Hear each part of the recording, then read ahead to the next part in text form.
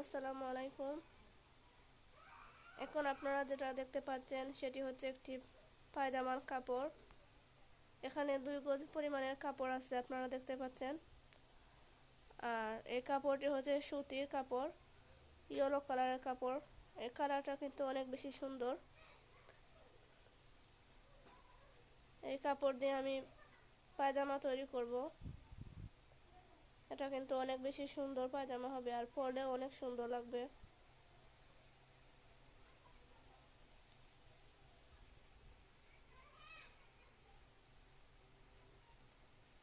এই পায়জামাটির লম্বা দেবো আমি 40 ইঞ্চি, আর এর কোমরের পরিমাপ হবে 36 ইঞ্চি।